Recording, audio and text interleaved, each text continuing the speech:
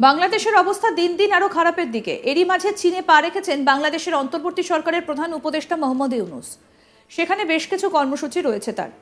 যদিও এরই মাঝে উঠে আসছে গুরুত্বপূর্ণ খবর, চীন সফরের আগে নাকি ভারতেই আসতে চেয়েছিলেন ইউনূস। এমনই এক তথ্য জানা যাচ্ছে। বাংলাদেশের প্রেস সচিব শফিকুল আলম সংবাদ মাধ্যম দ্য হিন্দুকে জানিয়েছেন যে চীন সফরের আগে ভারতেই আসতে চেয়েছিলেন ইউনূস, তবে ভারতের পক্ষ থেকে ইতিবাচক সাড়া পাওয়া যায়নি। পরবর্তীতে অবশ্য চীনের পথে পা বাড়ান মোহাম্মদ ইউনূস। শফিকুল জানিয়েছেন, আমরা গত বছরের ডিসেম্বরে আগ্রহ দেখিয়েছিলাম এবং ভারতকে প্রধান উপদেষ্টা ইউনূসের ভারত সফরের জন্য অনুরোধ করেছিলাম। এটা তার চীন সফর চূড়ান্ত হবার কয়েক সপ্তাহ আগে করা হয়েছিল। দুর্ভাগ্যবশত আমরা কোনো ইতিবাচক সাড়া পাইনি। শফিকুল আলম আরও জানান, ইউনূস ভারতের সঙ্গে উষ্ণ দ্বিপাক্ষিক সম্পর্কই চান।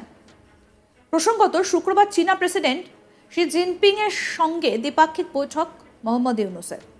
গ্রেট হল অব দ্য পিপলে চীনা প্রেসিডেন্টের সঙ্গে মোহাম্মদ ইউনূসের বৈঠক হয়।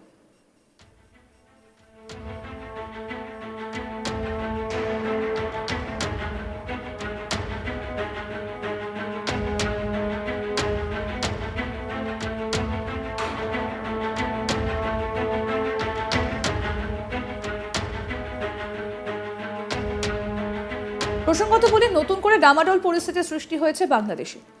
পরিস্থিতি যেন ক্রমশই খারাপের দিকে এগোচ্ছে, আর এর মধ্যেই বাংলাদেশের সেনার অতি সক্রিয়তা নিয়ে ক্রমেই বাড়ছে ধন্দে। 23শে মার্চ রাত থেকেই শুরু হয় সেনাবাহিনীর বৈঠক। তারপরই ফের বাংলাদেশে সেনা নামে। তারই মধ্যে বিমানে চড়ে বুধবার দুপুরে চীনে পাড়ি দেন ইউনূস। জানিয়ে তৈরি হয় জল্পনা। অন্তর্বর্তীকালীন সরকারের প্রধান উপদেষ্টা মোহাম্মদ ইউনূস চীন সফরের আগে ভারত সফর করতে চেয়েছিলেন বলে জানিয়েছেন প্রেস সচিব শফিকুল আলম। কিন্তু তার আগে হঠাৎ কেন চীনে তড়িঘড়ি দৌড়ানোর সিদ্ধান্ত নিলেন তা নিয়ে দানা বেঁধেছে প্রশ্ন। তাহলে কি চীনের সঙ্গে কোনো ভেতরে ভেতরে বড়সড় আঁতাত বাজছে বাংলাদেশে? তা না হলে কি প্রয়োজন হয়ে পড়ল এমন, যেখানে দেশের পরিস্থিতি উত্তপ্ত থাকার পরও চীনে দৌড়তে হচ্ছে মোহাম্মদ ইউনূসকে? কি প্রয়োজন হয়ে পড়ল? ইউনূসের যাবার আগেই দেশের পরিস্থিতি উত্তপ্ত হয়ে উঠেছে। বিগত কয়েক মাস ধরে বাংলাদেশের রাস্তায় সেনাদের লাগাতার টহলদারি দেখা যাচ্ছে। সম্প্রতি শ্রম ভবনের সামনে সেনা মোতায়েন করা হয়। দেখাই সেই ভিডিও, দেখুন।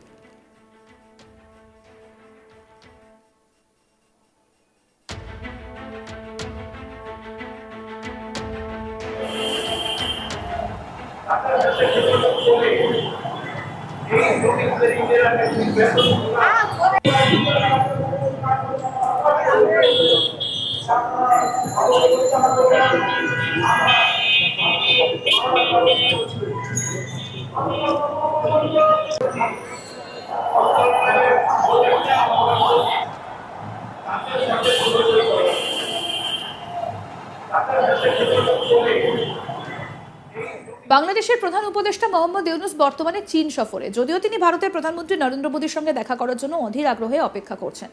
আর এর মাঝে মোদীর থেকে একটা বিশেষ চিঠি পেলেন ইউনূস। বাংলাদেশের স্বাধীনতা দিবসে প্রধানমন্ত্রী মোদী এই চিঠিটা লিখেছে। বাংলাদেশ 26শে মার্চ তার স্বাধীনতা দিবস উদযাপন করে। এই দিনটা 1971 সালের ঐতিহাসিক মুহূর্তকে স্মরণ করে, যখন ভারতের সামরিক সহায়তার জন্য বাংলাদেশ পূর্ব পাকিস্তান থেকে পৃথক হয়ে একটা স্বাধীন দেশ হিসেবে আত্মপ্রকাশ করে। এই চিঠিতে প্রধানমন্ত্রী মোদী ইতিহাসের উল্লেখ করেছেন এবং 1971 সালে বাংলাদেশের স্বাধীনতা যুদ্ধের অটুট চেতনাকে শক্তিশালী ভারত বাংলাদেশ সম্পর্কের ভিত্তি হিসেবে বর্ণনা করেছেন। সেই সঙ্গে সূক্ষ্মভাবে বাংলাদেশকে তার প্রতিষ্ঠায় ভারতের ভূমিকার কথা স্মরণ করিয়ে দিয়েছেন। প্রধানমন্ত্রী নরেন্দ্র মোদী তার চিঠিতে বাংলাদেশের স্বাধীনতা যুদ্ধের কথা উল্লেখ করেছেন এমন এক সময় যখন ভারতের এই প্রতিবেশী দেশটিতে বঙ্গবন্ধু শেখ মুজিবুর রহমানের উত্তরাধিকার মুছে ফেলার চেষ্টা চলছে। বাংলাদেশে অবস্থিত ভারতীয় হাইকমিশনে শেয়ার করা এক বার্তায় প্রধানমন্ত্রী মোদী বাংলাদেশের জনগণকে শুভেচ্ছা জানিয়েছেন। তিনি বলছেন, এই দিনটা আমাদের ভাগ করা ইতিহাস এবং ত্যাগের সাক্ষ্য, যা আমাদের দ্বিপাক্ষিক অংশীদারিত্বের ভিত্তি স্থাপন করেছে। দুই দেশের মধ্যে গভীর সম্পর্কের কথা প্রসঙ্গে প্রধানমন্ত্রী নরেন্দ্র মোদী বলেন, বাংলাদেশের মুক্তিযুদ্ধের চেতনা আমাদের সম্পর্ককে পরিচালিত করে চলেছে, যা অনেক ক্ষেত্রেই সমৃদ্ধ হয়েছে এবং আমাদের জনগণের জন্য সুনির্দিষ্ট সুবিধা প্রদান করেছে। শান্তি, স্থিতিশীলতা ও সমৃদ্ধির জন্য আমাদের অভিন্ন আকাঙ্ক্ষা এবং একে অপরের স্বার্থ এবং উদ্বেগের প্রতি পারস্পরিক সংবেদনশীলতার ভিত্তিতে আমরা এই অংশীদারিত্বকে আরও বিকশিত করতে প্রতিশ্রুতিবদ্ধ। 1971 সালে বাংলাদেশের স্বাধীনতা যুদ্ধের সময় ভারত পূর্ব পাকিস্তানের জনগণকে সামরিক, কূটনৈতিক এবং মানবিক সহায়তা প্রদান করেছিল। ভারতীয় সেনাবাহিনী পাকিস্তানি সেনাবাহিনীর বিরুদ্ধে যুদ্ধ করে, যার ফলে 1971 সালের 16 ডিসেম্বর ঢাকায় পাকিস্তানের পরাজয় ঘটে এবং বাংলাদেশ একটা স্বাধীন রাষ্ট্রে পরিণত হয়। বর্তমানে ইউনূসের নেতৃত্বাধীন বাংলাদেশের অন্তর্বর্তীকালীন সরকার জনগণের আস্থা বজায় রাখতে লড়াই করছে। অন্যদিকে প্রাক্তন প্রধানমন্ত্রী শেখ হাসিনার রাজনৈতিক প্রত্যাবর্তনের আলোচনা গতি পাচ্ছে। এই চিঠিতে 1971 সালের মুক্তিযুদ্ধের কথা উল্লেখ করে প্রধানমন্ত্রী মোদী বাংলাদেশকে একটা বার্তা দিয়েছেন যে বাংলাদেশ সৃষ্টিতে ভারতের ভূমিকা দুই দেশের সম্পর্কের রেফারেন্স পয়েন্ট। এটি উল্লেখযোগ্য যে শেখ হাসিনা ক্ষমতা থেকে বিদায় নেবার পর বাংলাদেশের নতুন সরকার ভারতের প্রতি সংঘাতমূলক অবস্থান গ্রহণ করেছিল, কিন্তু বর্তমানে বাংলাদেশ অনেক কিছুর জন্য ভারতের উপর নির্ভরশীল। বিদেশমন্ত্রী এস জয়শঙ্কর এর আগে সংসদীয় কমিটিকে বলেছিলেন যে বাংলাদেশের অনুরোধ বিবেচনা করা হচ্ছে। বুধবার সরকারি সূত্র জানিয়েছে যে অনুষ্ঠান চলাকালীন মোদির দ্বিপাক্ষিক বৈঠকের কথা পরে ঘোষণা করা হবে। উল্লেখ্য যে শেখ হাসিনার বিদায়ের পর বাংলাদেশ সীমান্তে ভারত কর্তৃক কাঁটাতারের বেড়া নির্মাণ, বাংলাদেশে হিন্দুদের নিরাপত্তা সহ দ্বিপাক্ষিক বিষয়গুলিতে ঢাকার আচরণ অস্বাভাবিক এবং ভারতের প্রত্যাশা অনুযায়ী নয়। এই কারণেই ভারত বাংলাদেশের সঙ্গে সম্পর্ক এগিয়ে নেবার ক্ষেত্রে সতর্ক রয়েছে। অন্তর্বর্তী সরকারের প্রধান উপদেষ্টা মোহাম্মদ ইউনূস কি বলেছেন শুনবো এবার। রাজস্ব সংস্কার কমিশনের সুপারিশ অনুসারে জাতীয় রাজস্ব বোর্ড বিলুপ্ত করার সিদ্ধান্ত নেওয়া হয়েছে। এর জায়গায় দুটি পৃথক বিভাগ করা হচ্ছে। একটি হলো নীতি প্রণয়ন বিভাগ বা জাতীয় রাজস্ব নীতি বোর্ড, অন্যটি বাস্তবায়ন বিভাগ বা জাতীয় রাজস্ব সংগ্রহ বিভাগ। এর ফলে সরকারের পছন্দের ব্যক্তিরা হাজার হাজার কোটি টাকার রাজস্ব ফাঁকি দেওয়ার আর সুযোগ পাবে না।